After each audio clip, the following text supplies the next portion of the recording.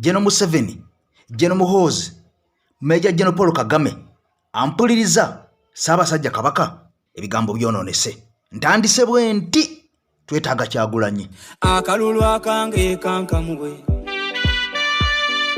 Kyagulanyi ebyange kabitwale.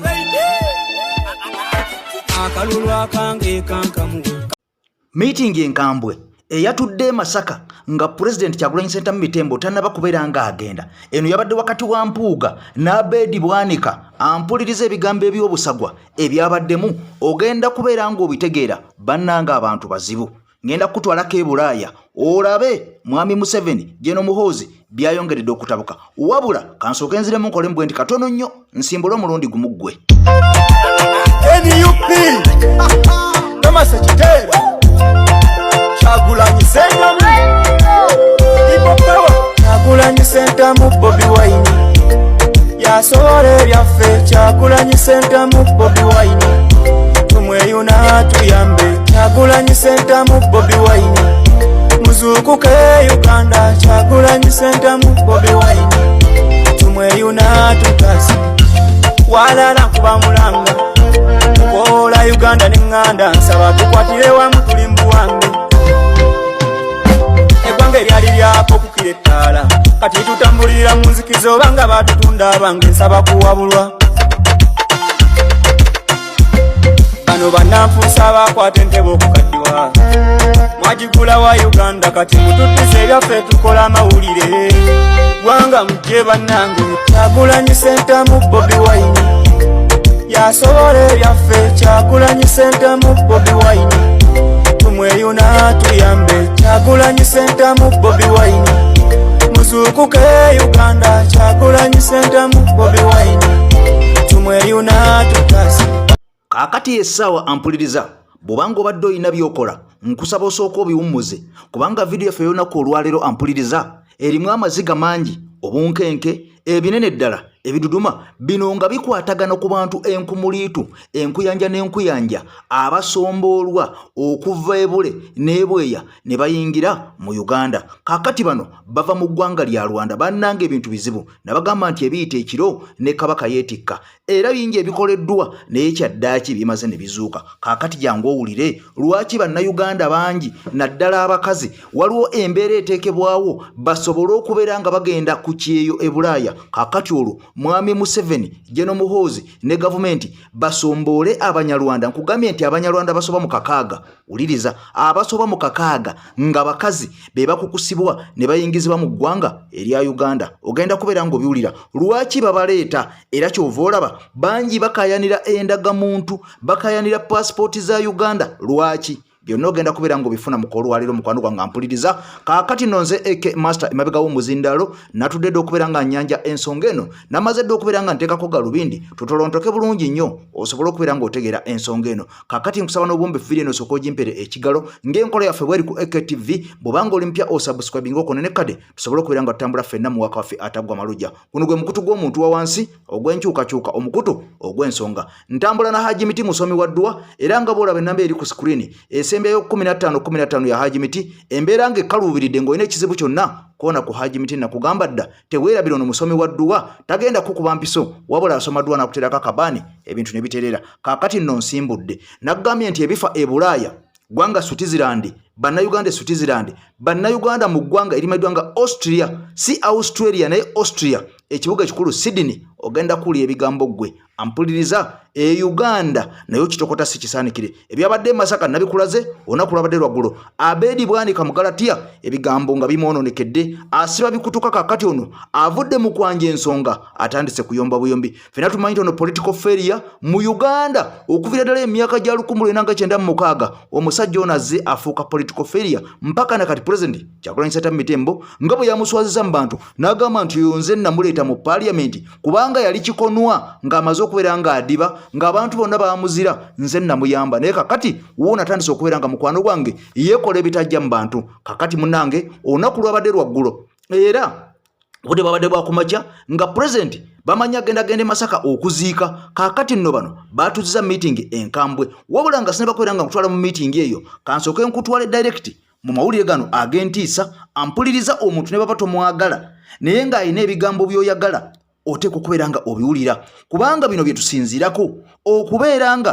tupulaaninga ki kye tunatukola ekiddako okubeera nga tuziiza kino ekigenda mu maaso kati njagala owulira ebigambo bino bya nnaku bitiisa byewuunyisa kyokka nga bannayuganda naddala abakazi abafulumizibwa okutwalibwa mu mawanga ga Bulaaya oba kutwalibwa mu kyondo kya Buwarabu okuba ekyeyo okukola obwayaaya okukola obwakadaama obwa hawusigaalo ampuliriza bino byonna bipange wuliriza bino byonna biri mu pulaani okuteekawo companies ezitwala abantu eyo mu Saudi Arabia mu mawanga g'Abawarabu byonna bipulaaninge singa si bipulaaninge kampani zino tezandibeddewo kubeera nga zitwala bannayuganda okuba ekyeyo mu mawanga gano era bandibadde baziggalawo kyokka kya nnaku nnyo weeziri era ziri mu mateeka era ne gavumenti yasayininga contract bannayuganda basobole okubeera nga bawuddiisibwa batwalibwa mu mawanga ag'e Bulaaya basobole okubeera nga mukwano gwange baggyibwa mu nsi yaabwe Ssaabasajja Kabaka yavaayo n'ategeeza eggwanga nti mwegendereza babatwala e Bulaaya mwegendeza abatwala mu kyondo ky'Abawarabu naddala okukola emirimu egitategeerekeka bano balina ensonga kaakati ensonga eyo olwaleero ogenda kubeera ng'ogitegeera lwaki abawala babakubiriza ku mativi ne babayita ku marediyo ne babayita mujje tubatwale mukole obwayaya lwaki babatwalira bwereere nga si be bateekamu ne ssente zaabwe ensonga yino yazze edda wabula etiisa nkugambye nti omuntu ayogera ebigambo bino ffenna tumumanyi nsolima naye kaakati abantu bano buli lwe banyiiga oba ne balwawo okubeera nga babasasula bavaayo ne baasa ebyama kaakati ebyama bino njagala obiwulire nsimbudde bwe nti ampuliriza wuliriza bitiisa bya nnaku naye biwulire kambaweeko katono ku statistics z'abaana ab'obuwala bannayuganda ba indigenous Uganda abafuluma mu Uganda buli mwezi bali abawala 6,600 6,600 ladies or women or girls abafulumizibwa mu Uganda abo abafuluma bannayuganda ba indigenous ogenda okukola obuddu e Buwarabu omwaka egyo gye 8,000 nga mu 8 egy'abaana ab'obuwala ba indigenous naye nabagamba nti buli akakaaga ako ke muwulira akafuluma waliwo ate abayingira okuva mu ggwanga erya Rwanda okulipulesinga bano abafulumye kino nno kye baliko oba missioni eriwo bagiyita ethnic cleansing ebyo byonna bye muwulira boogera nti mu Uganda temukyalimu bannayuganda kati otandika otya okulwanyisa omutuusi ng'ate tubazaalamu batuzaddemu naye jjukira level abakyala gye bafulumirako mu Uganda abasajja si gye bafulumirako oba abaana ab'obulenzi naye kirala n'abaana ab'obulenzi abafuluma gye balaga eri okukola obuddu mu kyondo kya Buwarabu tebalina we basinkaganira kitegeeza tebakyasobola kuproducinga tebakyasobola kuzaala bakugamba abaana bano abawala bwe bagenda eyo bakama baabwe ng'oggyeko okubajjamu ensigo babakuba ebiyiso ebyo nga bibatta amagi oba bibasiiriza amagi so temweyibaala nti abaana abo abagenda ku byeyo emikisa gikyawera ne nkaaga okubanga ne bwavaayo akyasobola okuzaala kakati kye kiba kisigadde buli musajja Munnayuganda kuzaala mu mukazi muki mutuusi eyo nno sitayiro ya ethnic cleansing ya kika kya waggulu ddala era ekyateesa abannalwanda mu constitution nga tebamenye na ggwanga lyabwe nabagamba nga bwe gwali e Rwanda nti genocide bwe yabeerawo ennamba eyali emanyiddwa ng'entono ddala ey'abatuusi kwegamba twabalaabala ng'abatuusi baalinga 7,600 ku bukadde 7 obw'abahutu naye ne kiwunzika nga bagamba nti batta abatuusi akakadde kamu abaali 7,000 kitegeeza bonna baasaanawo bw'okozesa logic omutuufu naye ate abaasaanawo ne bafuna n'ekisetra ate be baawamba obuyinza kakati zo ziri 6,000,000 ezatta bano ate ne zimala ne ziragabwa Uganda ekyo kyennyini abasajja bano kye bapanga okukola Uganda. Ye namba eyo gye mulaba nabaleetera eggulire eryo luli emabegaawo nti border ziri extremely overwhelmed by abatuusa abayingira Uganda. Here we are. Nakugamba nti ku AKTV tukwata amawulire ago agaba gafulumye ne tugakuteera ku minzaani ne tugatematema ne tugagatta tugakuleetere otegeere ebifa mu nsi yo, kubanga bannayuganda bangi tubadde tweyagala tuli ku kyeyo tujaganya tukola ssente, wabula ssente zino zirimu obukwakkulizo. Ffe twagenda ku kyeyo nga tetumanyi nti abasajja bano bateekawo embeera eno etusobozesa okuva mu Uganda buli munnayuganda agende ebweru asaasaanireyo ng'enswa. Kakati mu Uganda baleetemu abantu abapya basobole okubeera nga batuwozaamu bannayuganda original, basobole okubeera nga baggwamu, olwo muggyemu abantu abavudde sayidi eyo ampuliriza basobole okubeera nga babukala n'okujjula mu nsi Uganda naddala Buganda. Kakati ebigenda mu maaso mwenna mubimanyi ebiri ku Ssaabasajja Kabaka. Bannayuganda basituse bakuma omuliro okubanja kabaka waabwe yabuzibwawo. Tetumanyi lwaki, kubanga kabaka bw'aba waali Obuganda bubeera wamu abukumaakuma ne tubeera nga tuli wamu. Era jjukira yavaayo nkugambye n'akoona ku nsonga eno naga nti abagenda babatwala ebweru mubeegendereze, balina ensonga zaabwe era bakifunamu. Kakati omaze okubeera ng'okitegeera nti Ssaabasajja Kabaka ebimutuukako bingi nnyo, naddala lwaki avaayo n'ayogera ebigambo oba oliawo ebibuusa abantu oba oliawo nga tebaagala abeere nga ababuusa. Yavaayo nakakasa ensi eno naga nti obwakabaka weebuli naye obuyinza tebwafuna. Kati ebigambo nga bino abasajja bano tebaagala abyogere. Y'ensonga lwaki tulaba nga musajja wattu embeera gy'alimu eya nnaku mpitirivu eyoza lumonde. Musajja wattu enfaanana gy'afaananamu mbi nnyo eringa ya mupakasi. Musajja wattu ennyambala gy'ayambalamu mbi nnyo alinga omunaku omuwejere atasobola na kwegulira ngoye. Kaakati nno mukwano gwange mpuliriza abasajja abakozesebwa okukola bino ate beebo bennyini abandi badde bayamba Uganda okubeera nga bagisitula edde ku mutendera omulala, era be bantu abo be tubadde tumanyinga Abaganda abawedde emirimu. Mwalabye Abedi Bwanika eggulu bwawemuka n'afunguka obubugo, amaaso ne gamukanuka ng'enkoko enywa mu lwendo, wabula yaswadde n'aswaluka, kubanga gwe yabadde aliko yabadde pulezidenti, ate nga pulezidenti mugezi nnyo bano bonna bakulu naye baakula muwawa era baakula myaka. Ono yasigala yeesigalizzaayo ak'obukulembeze. Era olunaku olw'eggulo ffenna tuwakakasizza, ensi yonna yakakasizza nti Mwami Kyagulanyi pulezidenti wanjawulo nnyo era si wa bulijjo okusinziira ku byabaddewo ebyagenze mu maaso.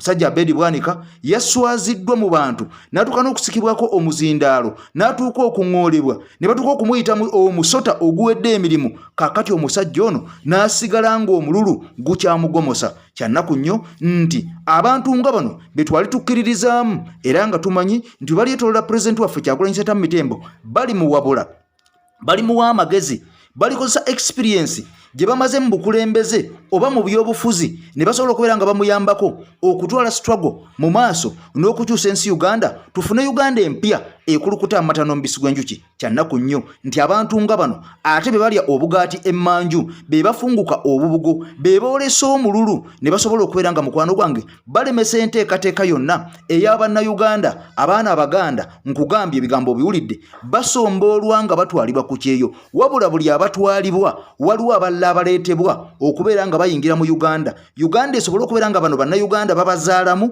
gye banaakoma okubazaalamu omusaayi omuganda gwennyini gwe origino gujja kuvaawo. Olwaddewo omusaayi omutabule osobole okubeera nga tulina bwogamba bantu bano nti tujja kubawa paasipooti, temujja kufuuka bakulembeze, temujja kwenyiga mu kino, temuli bannayuganda. Kumbe bano baabaladde akantu kaabwe. Kyovola nga Mwami Museveni alemedde ku bukulembeze kumpi myaka 4 kyokka nga ne Kagame e Rwanda naye alemeddeko akutte emyaka egikonokiza 25. Kakati njagala oli ebigambo bino olukwe olwalukiddwa jjo ku makya nga mwami Kyagulanyi tanaba kubeera nga agenda e Masaka abantu abasomboddwa abaweereddwa ssente emitwalo 10 emitwalo 2 okuwanika ebipande bano basobola okubeera nga bamuswaza n'okumuŋoola nga ayingidde mu kibuga Masaka kyokka kya nnaku nnyo baalidde ssente naye abantu nabaagadde abantu si basiru baalidde ssente naye abaalidde ssente okugenda mu kidaala okubeera nga baŋoola mwami Kyagulanyi ng'ayogera ate be basoose mu kkubo okumukubira enduulu okumwaniriza okumukubira emizira ng'ayingira e Masaka kaakati nno essente baaziridde era nga mwami Kyagulanyi byatuga nti ssente muzirye naye ng'ekyokola ekituufu mukimanyi abantu bano baalidde ssente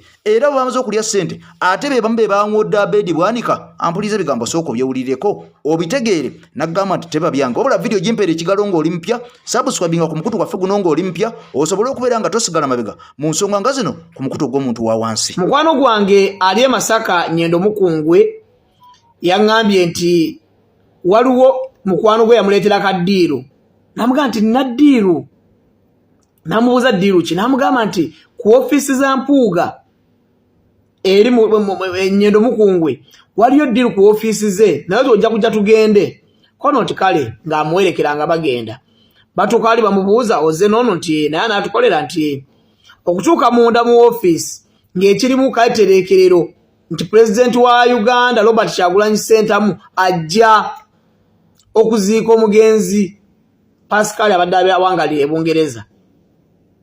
Kakati ne batuula kati bali awo Abedi Bwanika yasooka okujja bali awo nga n'omukulu yennyini atuuse Mathias Mpuuga Saababbi yabba obukadde 15,000 500 million simanyi nti oba omuntu asobola ozitegeera nga nze munnyonnyodde bulungi obukadde 15,000 ezo ssente mpitirivu nnyo kaakati ng'omukulu Mpuuga atuuka kati akule waliwo omuvubuka omuyambi wa Mpuuga ng'agamba nti ekiriwo mukimanyi nti ono yatuwaayiriza nti tuli babbi agenda kujja mu Masaka naye program gye tuliko twagala kugoba Kyagulanyi mu Masaka bano nga bawaga twagala kumugoba mu Masaka abantu bamukyawe omulenzi nga batuula ye abiraba bulabi alaba ebigenda mu maaso nga babagamba nti buli omu bagenda mu emitwalo 10,000 kola olunaku akasente abeerawo mu kuziika nga babagamba naye ssente zo bajja zifuna ku makya ku ofiisi kakati Abedi Bwanika ng'agamba nti naye nedda bwe banazima ku makya abantu bajja kukola ki bajja kubuuka bajja kumanya nga babagamba bagende n'ebipande ebigamba nti sebo watyobola omukulembeze waffe ng'amaze okubba ssente kakati nga bagamba nti kati bagenda okukwata ebipande mulina kubeera 20 kati nga bo baba emitwalo 2 abakwata ebipande abakutte ebipande bo baba emitwalo agaaga kati nga ssente gundi agamba oyo kisente tuzigabe kati Abedi Bwanika kati Mpuuga yawaayo ssente kikulaga nti ali 2,500 byali mu kubawa nga buli omu emitwalo 10,000 ng'abagenda okukwata ebipande abawa emitwalo emeka 2 kakati kikulaga nti Mpuuga tageti gy'aliko yaswala kati sasalawo nti sezo obukadde bitamu bye yabba yasalawo ng'ebibiri abiddiza abantu mb'okukyaliza Kyagulanyi mu Masaka naye mulabula kubanga yasooka n'akwata ssente n'aziwa ababodaboda mbo bagenda kugoba Kyagulanyi e Masaka Kyagulanyi teyabadde Masaka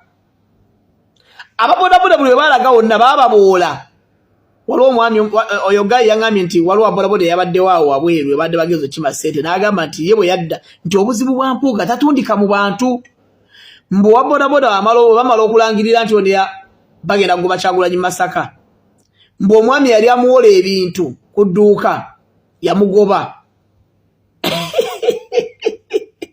yamugoba namugamba nti ogamba nti oli mu mbeera nnungi mwagala kugoba Kyagulanyi Masaka ali mu kulwanirira abantu so tageti ya Mpuuga abantu bagiguddemu Mpuuga nkukakasa n'ekisenyo kya Abedi Bwanika kwakyo kyali adda ssente za Museveni temugenda kugoba Kyagulanyi Masaka wabula mu kaseera katono nnyo mugenda kuba tewakyali muntu asobola kutwala budde ng'aboogerako mu kaseera katono nnyo So diru yabadde bwetyo naye ate abantu ebatuse ku mukolo ogw'okuziika beefudde era ndowooza Abedi Wanika ayomba kubanga bamaze n'okuvaawo kubanga omulenzi yangambye nti sente yaziridde kyokka batuuse eri abantu bona munnabe yawa sente yagezeho abakubira Kyagulanyi enduulu bwe bagambye nti Kyagulanyi ajja mbona bwe bawa sente ate ne bava mu kidaala ne badduka bagende balabe Kyagulanyi kati mbu babagamba nti bava ku mukolo balina tuukira ku ofiisi era bwe bavudde ku mukolo batuukidde ku ofiisi eyo gye mulabaka vidiyo nga Mpuuga ayasama manya gundi Abedi Wanika nga ayasama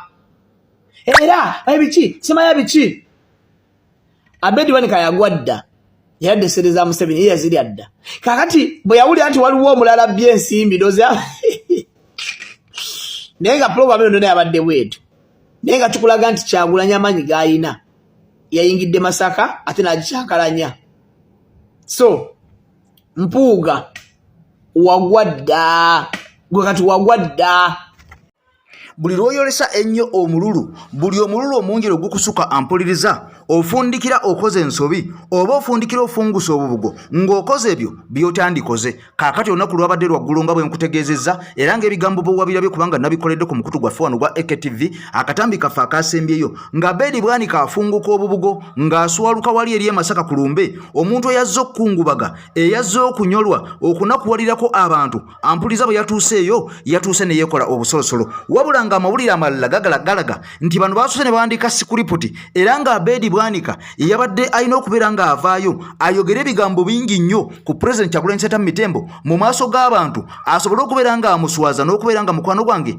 aswaluka kaakati bino tebyatuukiridde kubanga Katonda abeerawo nnyo ku sayidi ey'abanaku ku sayidi ey'abawejere abankuseere bannakunkunye dda Abedi Wanika kyannaku nnyo nti ono yabadde alina ebigambo yagala okwogera bingi nnyo ebikwatagana ku bisiyaga okuswaza President mu maaso g'abantu kyokka bannamasaka baasazeho ne bagamba nti mumusikeeko omuzindalo mumujjeko omuzindalo kubanga ono afuuse ensolima yennyini atandise okubeera nga mufujo takyaswala wabula aswaza buswaza kakati ono ebigambo byayogedde ebyokwebaka ku muwala we ebyokwebaka ku maama we byonna nga tewali yali abimugambye tewali amanyi yabijje wabula ebigambo bino yafundikidde bimutuddemu era nga afundikidde aswaluse ye kennyini nga ye abantu b'oku butaka ku Masaka kwennyini babadde alowooza nti bali naye nti balina Empuuga obwedda bennyini be bamuvoola be bamuŋŋoola be bamuyisaamu n'amaaso ne bagaana okumuyisaamu ensambagere ku mukolo gwe nyini ogw'okuziika muganda waffe Pascal eyatugenzeeko olunaku lwabadde lwaggulu kaakati nno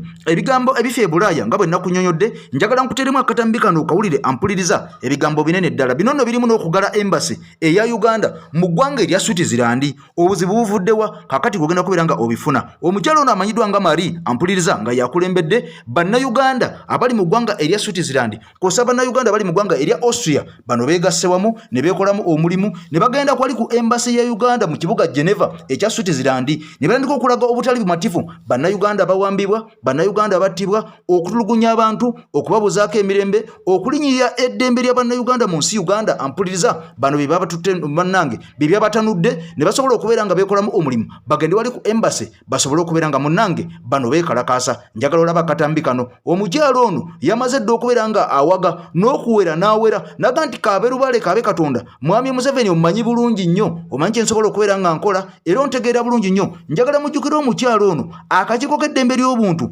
akaali katudde omukulu amanyiddwa nga Kiryowa Kiwanuka ono nga ye ssaabawolereza wa gavumenti eyagenda mu ggwanga erya Switzerland mu kakiiko akakaali aka UN ng'awolereza Uganda nga bwetalinyirira ddembe lya buntu omukyalo ono mwalaba omukyala eyavaayo n'ayingira mu lukuŋŋaana luno ne yeekalakasa ng'akutte ebipande ng'alaga nti si mumativu nti era bannayuganda eddembe lyabwe lirinyirirwa nti era omusajja oyo Kiryowa Kiwanuka ssaabawolereza wa gavumenti yali agenze mu kakiiko ako kuwuddiisa abazungu n'okubeera nga abalimbalimba omukyalo ono eyavaayo ne yeekalakasa kaakati omu ku bawomye omutwe mu nteekateeka zino era bakati mwami Museveni bamulabudde ne mutabani we General Muhoozi bamutwaliddemu ne bagamba nti kaaberubale kaabe Katonda bwe mutaakyuse ku bye mukola embassy ya Uganda mu ggwanga erya Switzerland bagenda kugiggalawo oba mwagala oba temwagala ebigambo binene njagala owulira akatambi kano okwerabirako bannayuganda nga bafu bafuuse ettabbu bafuuse ekyonga ate si be bokka ne mu ggwanga erya Canada olunaku lwabadde lwaggulo bano baavuddeyo ne beekalakasa nga baga nti mwami Museveni baddamu okumuwa yadde ennusu 5 yadde ennusu 10 ku ezo zajja nga asabiriza ez'obuyambi eza buli kimu n'okubeera nga bamuwola balekerawo kubanga ono alinnyirira eddembe ly'obuntu. Kakati njagala osooka olaba obutambi buno ampuliza kyabadde e Geneva mu Switzerland wali mu maaso ga embassy eya Uganda mwennyini osobole okubeera ng'okakasa ensonga zino. Tuli wano ku Uganda Embassy Geneva, Switzerland. Uganda Embassy eno ka office kali omu katono so naye nga tuli wano okubanja bannaffe 18 abantu bannaffe 18 abamisinga okumala emyaka egyo gyonna. Tuli wano okubanja omwana waffe ono Lutalo Bosa atalina musango. Lutalo Bosa amanyiddwa nga Batoke, so yagenze kukyalira munne gwe mwakwata Masaba omwana waffe yatalina musango nagumu gwe musibyeko ebintu byonna. Nono omwana waffe ono mubya. Tubanja abantu baffe bonna be mwababuzaawo tubanja Masaba omwana waffe mujja musesema Museveni. Tubanja omwana waffe ono mubya olina omuta. Tubanja omwana waffe ono Batoke Lutalo Bosa tumubanja tumwetaaga. Tubanja abaana ba Lutaaya Olivia mu Lutaaya ne bamachete bonna abali mu kkomera. Kati kuwenjogera wano tukyabi ebintu bakibalama bonna naye njagala nkubulira wano ebintu tukyabikwasiza peaceful olwaleero naye nga message eri wano kansuubira nti mugitegedde bulungi. Message eri wano, message eno ekigenda okuddirira ebintu mbiraba mujja bisoma biri mu Lufaransa naye nga ekigenda okuddirira wano kyakusaba gavumenti ya wano esibewo embassy eno kubanga tetuyinza kukkiriza okuba nti nomuwamba abantu baffe ne mubatulugunya ne mubajjamu enjala ne mubatta n'emiramo ne mutagiwa bantu baabwe ate mukyayongera okubanja. Kati waliwo omwana gwe nalabye era bamuyita Bwambale naye mwamuwambye ndowooza eggulo ne waba Museveni gy'okoma okuwamba tolowooza nti ogenda tutiisa. Nze gwolaba wano njagala ontunuulire bulungi ate njagala ozzemu ontunuulire. Nze sigenda kuwanika n'olunaku n'olumu ekikyo njagala okimanye. Nze sigenda kuwanika Mr. Museveni, ngenda kulwanisa mpaka ngenda kulwana ate ngenda kufungiza 2. Kati wano tukyakozesa ki? Tukyakozesa buntu bulamu kubanga tukusindikira message ey'obuntu bulamu. Abasirikale bakiraba nti tukuumye empisa naye bigenda okuddako tebigenda kuba nti byangu nga bo omanyi mwe mwamanyiire ebyo nga tebakukozeseza mwanyi ne mwattu ennaku zino ate tulina ennwana empya tugenda kuggazawo embassy eno nga totegedde na kutegeera mu kaseera ko akatono ennyo embassy eno egenda kuggalawo lwa bikolobero byo byokola ate nga embassy eno ogyetaaga Mr. Museveni n'olwekyo banagikujjako njagala nkubuulire nti ojja kuba ojja kuyisibwa bubi nnyo so tugenda kufuba wano. Tolowooza nti bannaffe obutatuukira wano mu budde abalala abajja tolowooza nti no tebaagadde bwagazi kujja. Wabaddewo ekizibu ky'entambula ekikaleeza bannaffe naye nga kyolina okumanya Museveni oyina okimanya nti tetugenda kussa mukono mpaka ng'ovudde ne mu buyinza obwo.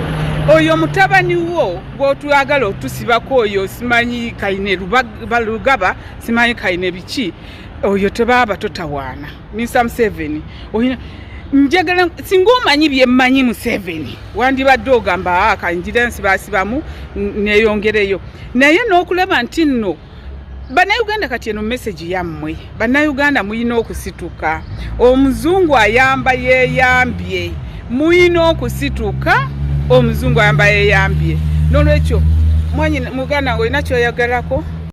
Kakati ampuliriza ye mwami Museveni bandi banga bamaze okubeera nga bamutuuka kuba mulinnya ku nfeete era ng'akwatiddwa entegetege n'amagulu. Uganda kitokota butokosi kyokka nga ne bweru wa Uganda bannayuganda bafuuse ekyo nga bafuuse ettabbu. Kakati nno gwali eyo nga tonnamanya kigenda mu maaso oludde obuli kubanga enteekateeka zonna ez'okuggyako Mwami Museveni ampuliriza zo zandibanga zimaze okubeera nga zituukako we zituuka wadde nga ensolima nnyingi nnyo, abalyolyomi bangi nnyo, abannanfuusi bangi nnyo, abalya mu lulime, abo abalya ne mu luzise, Babeeri Bwanika, Bamasaya Simpuuga n'abalala bangi nnyo bajimerwa nga mubamanyi. Situwagala kubeera nga tuboogerako obaoliawo kubanga bano batatana dda erinnya lyaffe erya National Unity Platform ne tufuuka ekisekererwa eyo gye tuyita nga bantu bonna baga nti mwali muzze bulungi naye kakati ate ebintu mwabifuula kubanga mwayingizaamu ensolima. Kati mukwano gwange mpuliriza bwe batyo n'abasuubuzi abaavayo ne beekalakasa gye buvuddeko nga bagamba nti bano omusolo gwali gubatuuse mu kifuba nga gubayinze wabula njagala ojjuke gye buvuddeko emabega.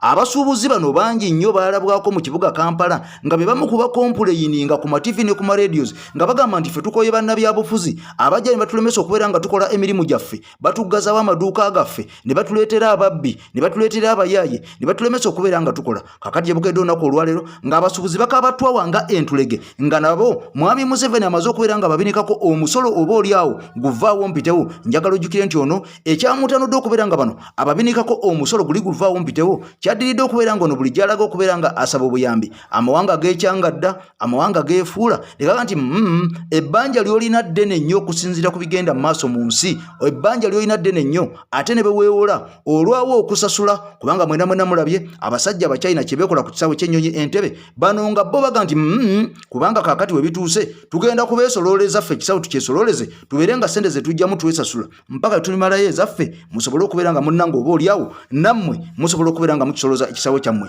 Mulabye oluguudo ono olwakola olune Entebbe Expressway. Mukwano gwange mpuliriza abasajja baasawo ne baga nti ffe katwesolooleze sente zaffe kubanga twabawola sente okukola oluguudo. Njagala ojjukire nti oluguudo luno lwe lusinga ebbeeyi mu nguudo eziri ku nsi kuno kubanga oluguudo luno buli kilomita emu ey'oluguudo luno kigambibwa okusinziira ku babalize nti lwakolwa biliyoni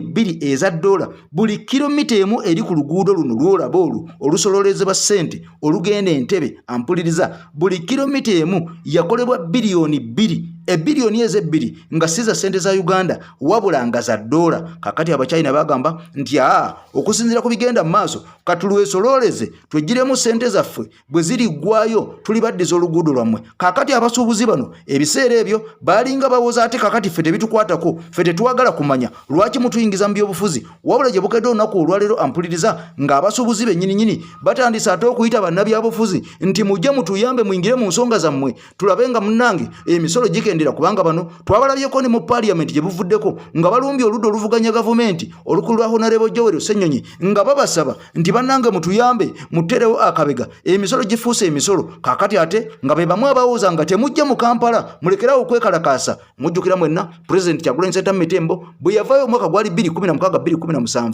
ne yeekalakaasa ku musolo gwali guteekeddwa ku intaneti ogwali gufuuse omungi ennyo nga bannayuganda gubakutte mu bulago gubafudde munnange ekitagasa. Kakati abasuubuzi bano baavaayo ne bakukkuluma ne bayomba ne bamwataakinga ne bamulumba nga bagamba nti ono aleese ensasagge nnyingi nnyo mu kibuga n'okubeera ng'alemesa bizinesi zabwe okugenda mu maaso. Gye bukadde olunaku olwaleero nga bano be bamu ku bamuyita atajje abayambe. Sooka owulira akatambi kano omu ku bannayuganda ali konsandi ku nsonga eno yavudde naga nti bano kibagwanira ddala kisaana kisuukeko naawo basobole okubeera nga bazuukuka bagende nga nabo beegatta ku nkyukakyuka. Sajja yabagamba nga wano nga mukanya kuwoza ffe politics tatukwatako ali mu sinema ze. Leero ndi musanyufu nnyo. Omu ku bantu abandi kuloze yangamba nti ffe tukola kyakwasama ku social media ali mu kutunda dduuka lye olw'ensonga tagenda sobola misolo. Era oyogera kati kulinnya ne oba wakatandika okwogera ku 7 anyiigirawo kuba yagambye oyo kyekizibu naye nga wano twalinga twogera ku bituluma nga bo tebeefiirayo olw'okuba akeera ku makya naggulayo edduuka lye ng'era walimukola tikute wali ekyali mu comfort zone okeera ku makya n'oggulayo edduuka lye oba ka business ko n'okola tewali nnyo kikupushinga kikusindiikiriza.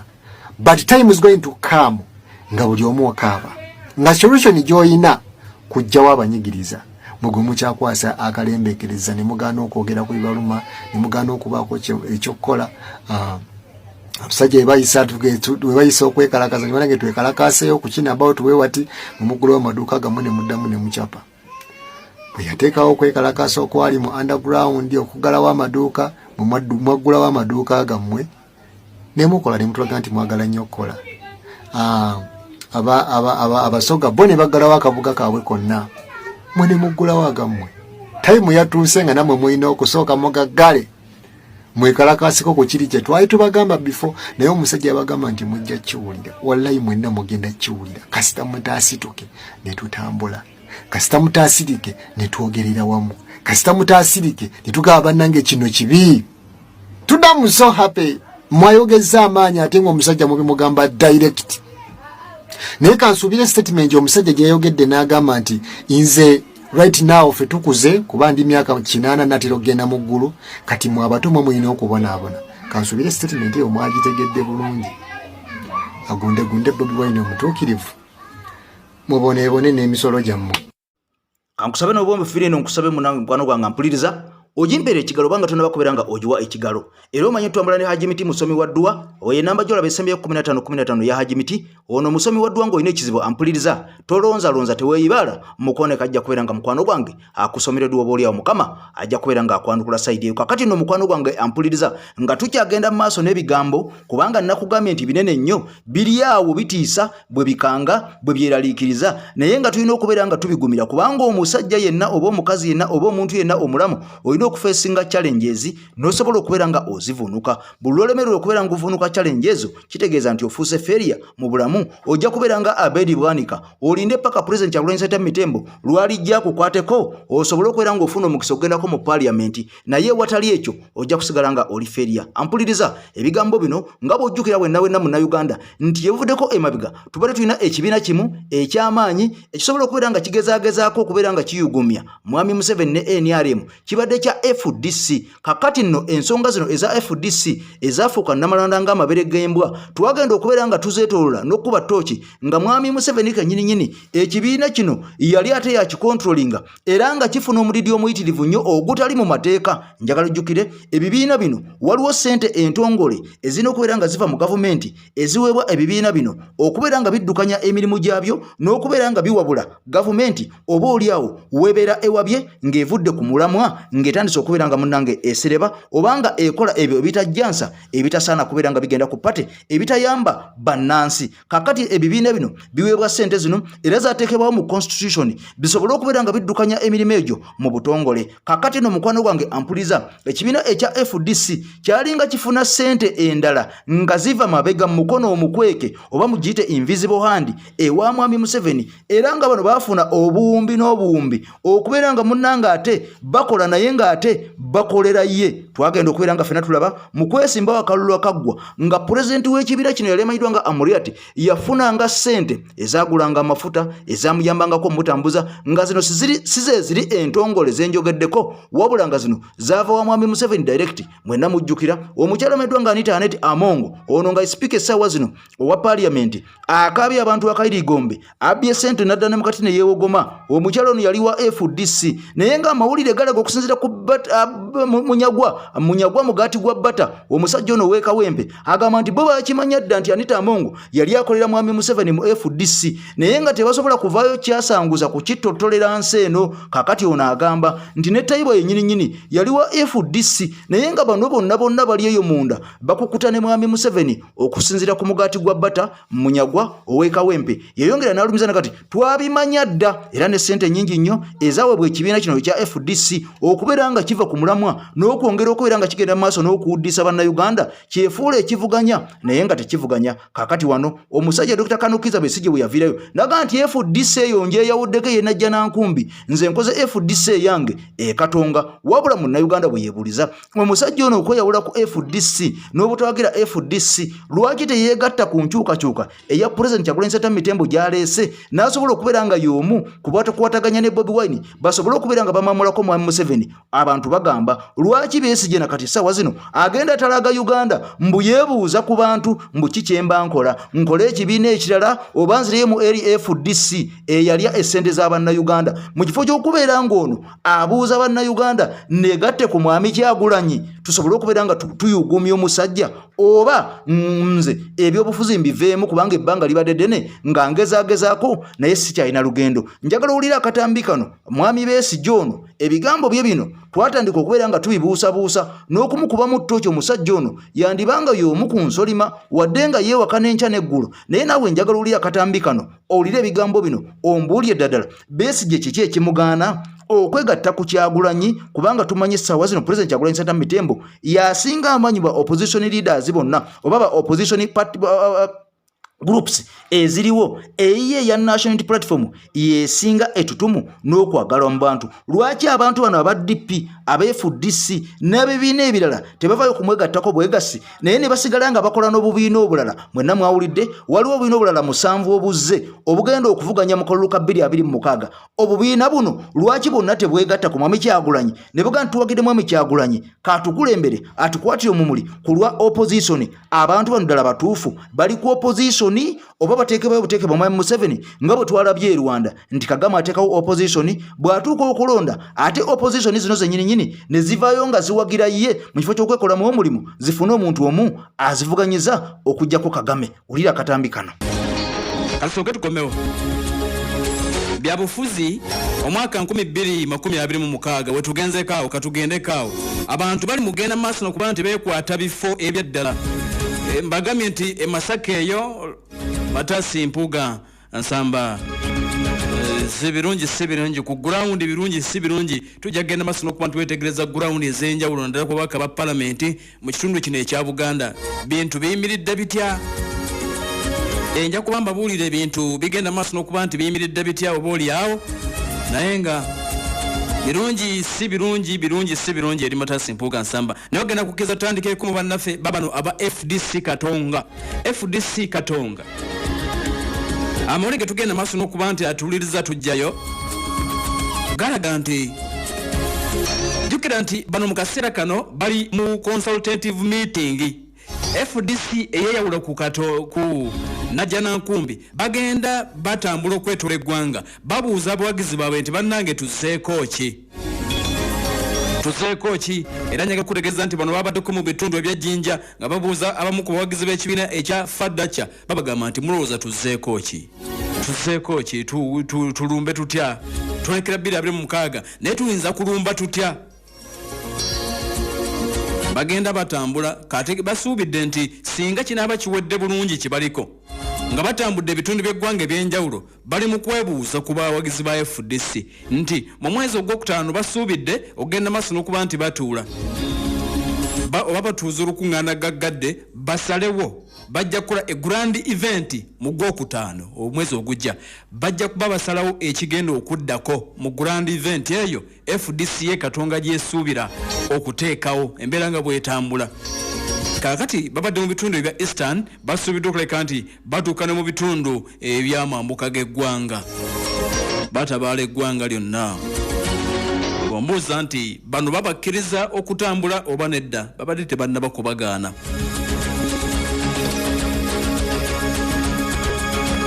Kakati wano patroni waabwe retired Colonel Dr. Kizza Besigye Kifeefe avudde n'agenda maaso n'okuba nti yasizza ebyama.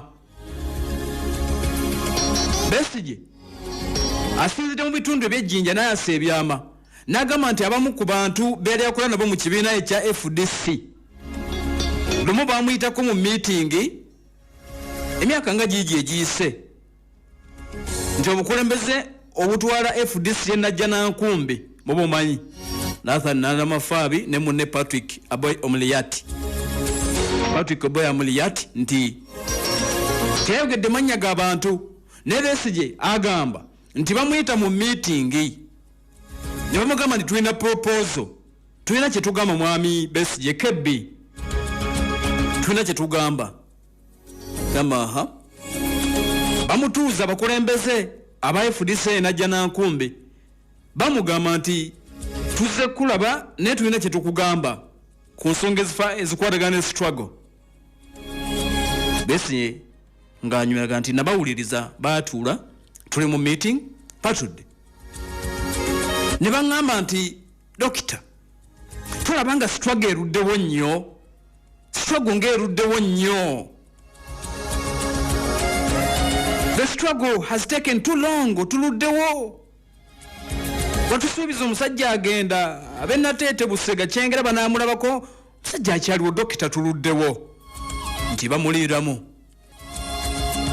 ne bagamba nti ate mu struggle kuba nti eruddewo nnyo si lwakuba nti tulina kye tukoze. We have done our part. Bakulembeze ba FDC najja Nankumbi nti babuulira Dr. Kizza Besigye naye tukoze tuyiyewo omubiri biganye tufiiriddwa ebyobugagga mu linnya lya struggle. Tuli mu struggle ebyobugagga byaffe bigenze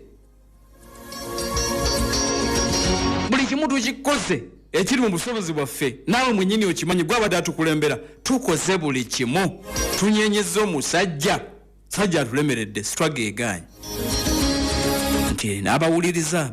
AKTV Media nga bulijjo mukutu gwa nkyukakyuka gwa muntu wa wansi nakunkunyedda nakugamba nti amawulire tugakwata gonna tugazingazinga ne tugagatta wamu ne tugakuteera ku sowaani ne tugakuleetera osobole okubeera nga naawe tegakusuba ng'ogafuna bulungi nnyo era ng'ogategeera. Kaakati gye bukedde olunaku olwaleero ampuliriza njagala okimanyi nti pulezidenti waffe Robert Kyagulanyi Ssentamu Mitembo yali atalaaza Uganda omwaka guno oguwedde omwaka guno nga gutandika. Omwaka ogwaggwa yatalaga Uganda. Kakati abasajja bano bwe balaba nga omusajja afuuse wa muzinzi nnyo ne baga nti omusajja ayitiridde amaanyi ne batandika okuteekawo ebiboozibozi ebya bbomu mu Kampala ebya bbomu mu Uganda ne batuuka n'okumugamba nti ogenda kuttibwa eyo gy'otambulira situyinza kukkiriza kubeera ng'obulamu bwo obuteeka mu matigga era ogenda okakkana ng'entambula z'omusajja ono abantu bano baali bamaze okubeera nga basisulamu kigoyi weezinge okuziziŋŋamya okuzigootaanya mpaka kuzisazaamu. Kakati gye bukedde olunaku olwaleero nga Pulezidenti Kyagulanyi Ssentamu Mitembo amaze okukola map road endala era ng'ono amaze okubeera nga kakasa